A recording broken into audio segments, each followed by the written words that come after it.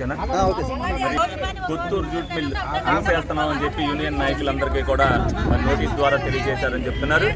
ఏదైతే మోసపూరితమైన మాటలు చెప్పి జూట్ మిల్ని మూసేసి అందులో ఉన్న వర్కర్లని ఇందులోకి ట్రాన్స్ఫర్ చేస్తామని చెప్పి ఆ రోజున హామీ ఇచ్చి ఈ రోజున వచ్చిన తర్వాత మరి ఈ జూట్ మిల్ కూడా మూసేయడం జరిగింది. అంటే ఇది చట్టబద్ధంగా చెల్లదు.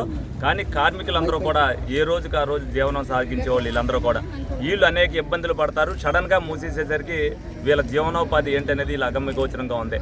వీళ్ళ అవకాశాన్ని ఆసరాన్ని చేసుకుని ఈ యాజమాన్యం ఏదైతే నిరంకుశ పాలనకు భయపడుతుందో తప్పనిసరిగా ఇక్కడ ప్రజాప్రతినిధి స్పందించవలసిన అవసరం ఎంతైనా ఉంది. ఎందుకంటే వీళ్ళు నోటీసులో మాకు అత్యధికంగా ట్యాక్సులు పడుతున్నాయని, అత్యధికంగా కరెంటు బిల్లు పడుతుంది అనేది చెప్పారు. కారణం ఈ రెండు కూడా గవర్నమెంట్ తరఫున సబ్సిడీ ఇవ్వడానికి అవకాశం ఉంటుంది. ఇది ఇమీడియట్గా మాట్లాడి ఈ జూట్ మిల్ తెరిపించి వాళ్ళందరికీ జీవనోపాధి కల్పించాలని చెప్పి మేము డిమాండ్ చేయడం జరుగుతుంది.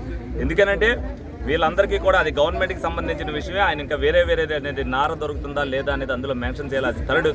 కానీ ఈ రెండు పెరిగినాయి కాబట్టి ఈ రెండు తగ్గిస్తే అతను చేయవలసిన బాధ్యత అతని మీద ఉంటుంది. మీరు కూడా లేబర్ కమిషనర్ గారి దగ్గరికి వెళ్ళి అదే డిమాండ్ పెట్టండి. తప్పనిసరిగా గవర్నమెంట్ ఆ రెండింటిలో కూడా రాయితీ ఇప్పించి మిల్లు తెరిపించాలని చెప్పి మీరు కోరండి. తప్పనిసరిగా అది పని జరుగుతుంది.